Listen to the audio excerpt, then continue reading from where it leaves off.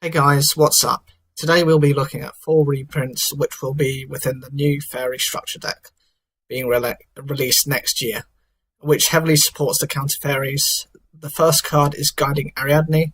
This card has been released not that long ago, back in Breakers of Shadow on the 14th of January 2016, and has had one reprint within Pendulum Evolution.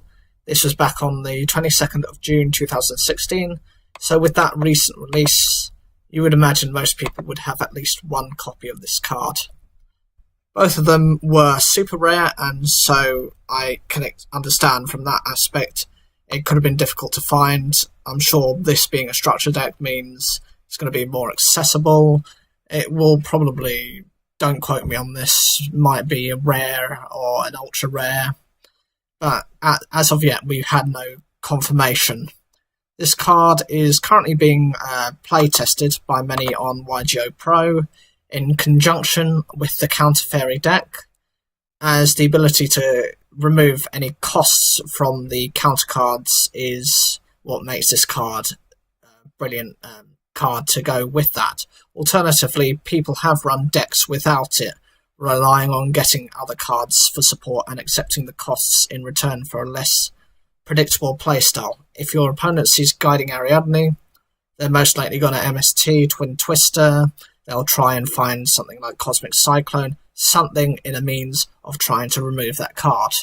A lesser card used, which could be to destroy these counter fairies, especially something like Guiding Ariadne, would be something like Light Imprisoning Mirror. It would shut down the card, and if someone is playing a deck that is highly life point costed to the point where you can't really afford those 1,000 extra life points, you tend to lose the game right then and there. Unfortunately, with the amount of removal that currently exists, even as low as you look at that Twin Twister, that Twister Dragon being a generic rank 4, and the myriad of archetype cards that just have either spell or trap removal or simply returns cards to the deck, means that this card might not see as much play as some people are anticipating.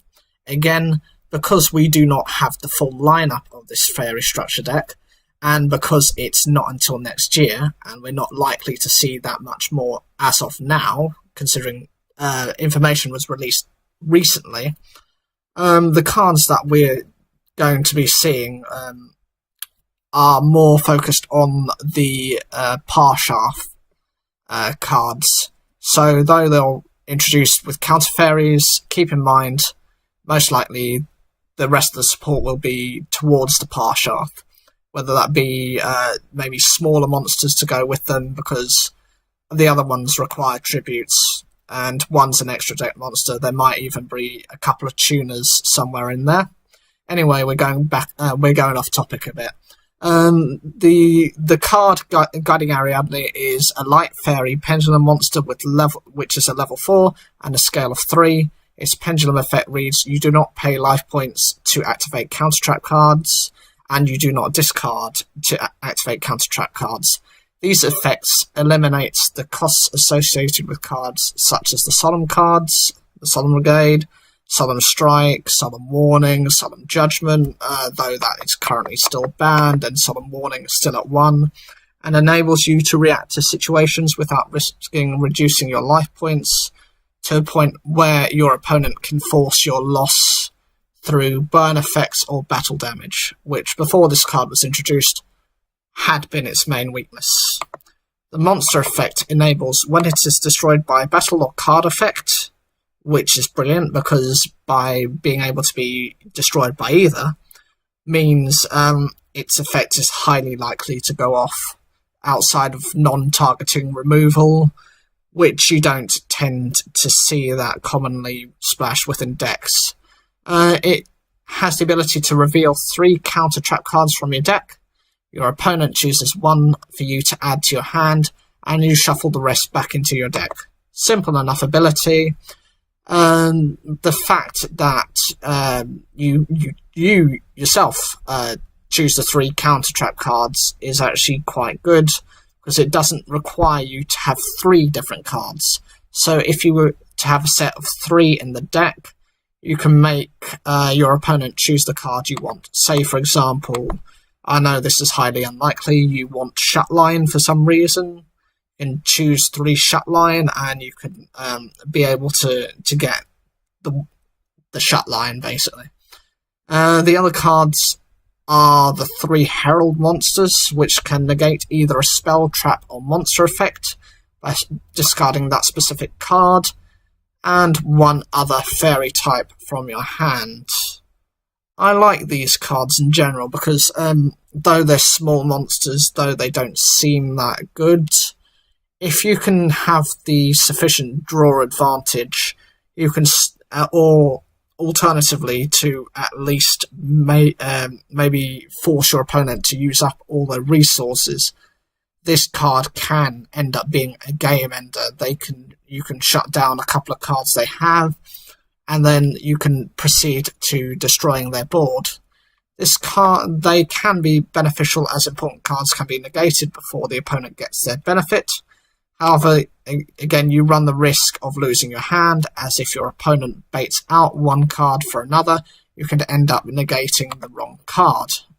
For example, your opponent for some reason decides to use Forbidden Chalice, you negate that, then they use another spell card, maybe their field spell, that means you've wasted your negation for that card. The purple light negates traps, the green light negates spells, and the orange light negates monster effects. Isn't that ironic? Not really. Most of you will understand where this kind of joke comes into play. Purple being, the colour associated with traps, green associated with spells, and effect monsters are orange, have an orange background.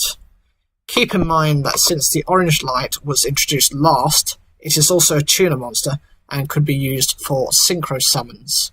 This makes it probably more versatile than the others, because if it's a dead card in your hand, you've got monsters on your field, you could just use it for the synchro summon, bring out something else which has maybe a better effect than what you already have established on your board, and then swing for game, or at least disrupt your opponent's plays.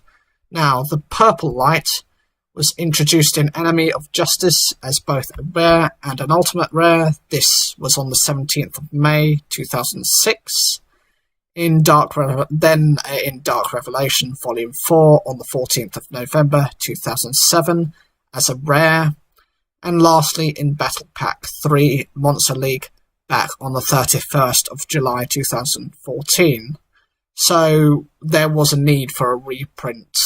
This is a very, very old card. It's over 10 years since its initial release.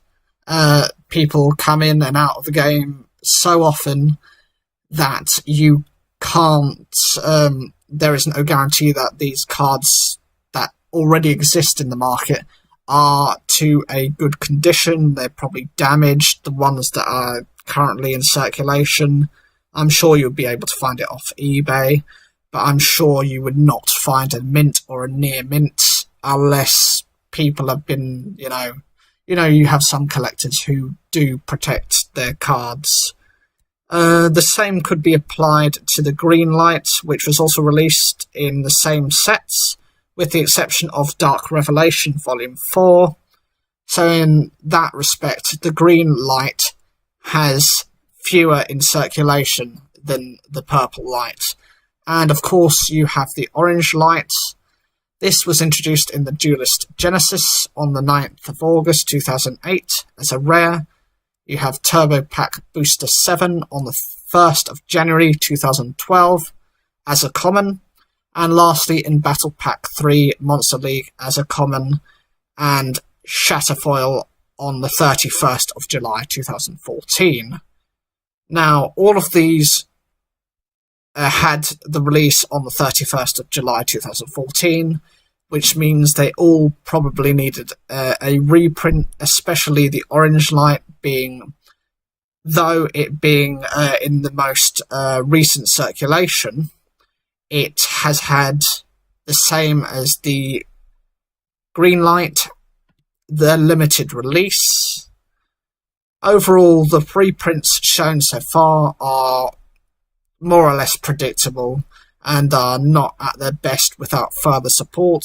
I don't know, if they're releasing these, they might have some more Herald support. Herald monsters, I mean, you have the Herald of Perfection, that's created various locks to prevent your opponent from activating anything. But I think what they perhaps need is a card which helps them work with their effects without discard cost, just by discarding themselves, or maybe even some sort of support like the I don't know, like Repossessed was used to help the spellcasters, the familiar possessed cards.